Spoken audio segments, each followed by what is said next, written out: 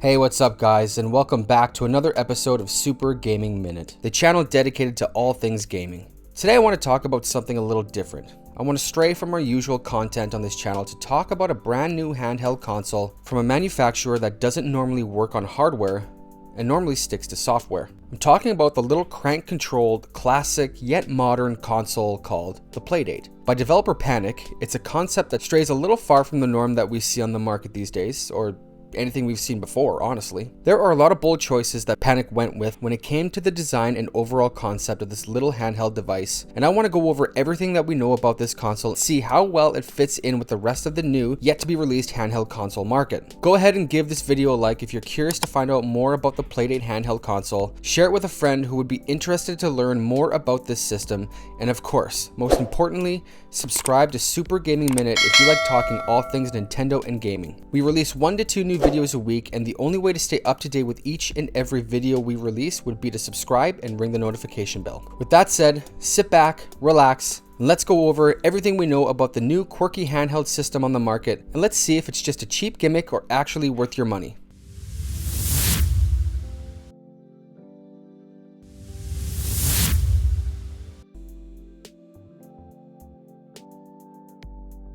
Panic Inc. is an American software and video game company based in Portland, Oregon. The company specializes in Mac OS and iOS applications and began publishing video games in 2016. Panic are a small company founded in 1997 by Stephen Frank and Cabell Sasser. Though small, they have managed to make a huge splash in the indie game market, with games such as Firewatch, an adventure-type game set in the Wyoming wilderness, developed for Mac, PC, PS4, and the Xbox One, which has your character, a man named Henry, who just started his career as a fire lookout, and is available on Windows, Mac, Linux, PS4, Xbox One, and Nintendo Switch. Noor, Play With Your Food, which is an interactive exploration into the aesthetic of food and will be released sometime this year and available on PS5, PC, and Mac, and looks really unique. But the title that Panic would be most notable for would be Untitled Goose Game, which set the gaming community on fire and had the entire world cheering on the little goose that could, making Panic a household name, being released on almost every major console and gaming service.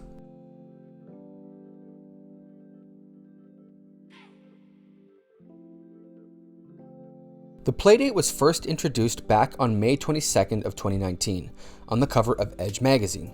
The Playdate name is a reference to the fact that its bundled games will be delivered on a schedule via a Wi-Fi connection. Being that Panic is normally a software company, they reached out to a Swedish consumer electronics company named Teenage Engineering. Founded in 2005 by Jesper Kuthuf, David Eriksson, Hans Rudberg, David Mollerstedt. And I think I butchered almost every single one of those names. No sense dwelling on that now though, I'll have plenty of time to do that when I read the comments later. Teenage Engineering's products include electronics and synthesizers.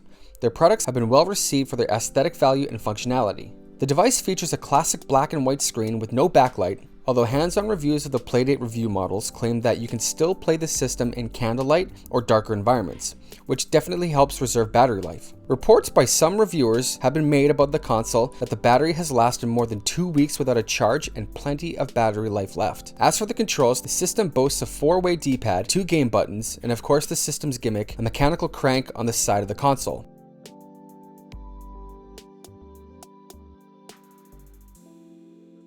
The pint-sized console will feature a full library of specifically designed games made especially for the Playdate. They will drop a new game onto the console via Wi-Fi every week for a total of 24 weeks during their first season, and more games to follow in the future. These games are being developed by indie developers Zach Gage, creator of Spell Tower, Tharsis, and Really Bad Chess; Sean Inman, who worked on Untitled Goose Game; Bennett Foddy, responsible for Quoop and Ape Out; and Kieta Takashi, the creative mind behind We Love Katamari. Not only that, but Playdate is going to be available for other developers to develop games for the system throughout the console's, hopefully, long lifespan, as well as having a game developing function that will allow you to make your very own games. This all sounds wonderful, just as long as the console actually sells and incentivizes the developers to keep working on new and exciting titles for the console. And the way things are going, that may not be an issue. During its initial release of pre-orders, the console sold out of more than 20,000 units in a matter of minutes. That's crazy.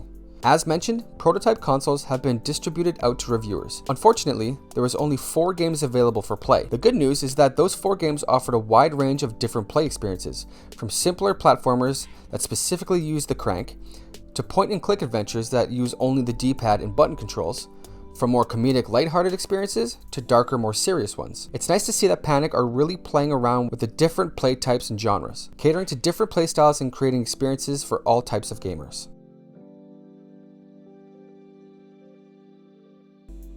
The system itself is fairly basic and isn't the most technologically advanced thing we've seen on the market. Doing research on the Playdate, I couldn't believe all the comments I found asking what's the purpose of making such an underpowered, technologically obsolete piece of machinery. Well, as mentioned, the Playdate isn't using the most up-to-date technology and wasn't meant to compete with the likes of the Nintendo Switch. But that doesn't mean that there isn't some really impressive tech built into this thing. I spoke briefly about the screen earlier in this video and mentioned that it doesn't use a backlight.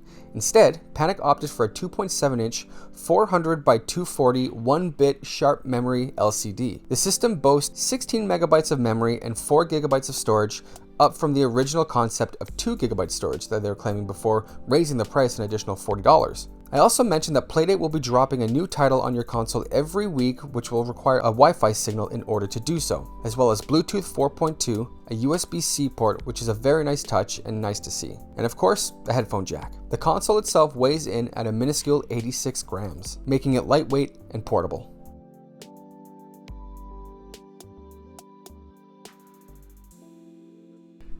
The Playdate console comes with everything needed to get started: the console and a matching yellow USB-C to USB-A cable. But they don't necessarily offer any customizable accessories to truly make this console your own. What they do offer for additional accessories includes a $29 case/screen folding cover made of durable synthetic purple leather that securely covers your system by magnet, and according to Playdate, makes your system look a bit like a cute ice cream sandwich. Good to know.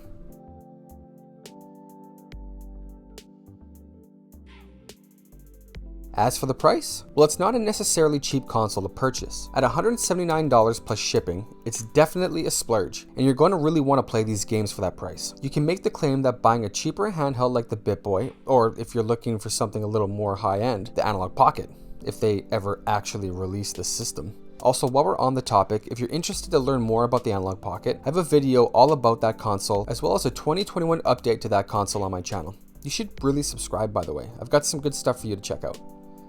Listen, it's a mistake to compare the console with any other handhelds on the market. This console is not a substitute for any other handheld that's on the market right now, whether cheaper or more expensive. It has its own identity and has its own experience.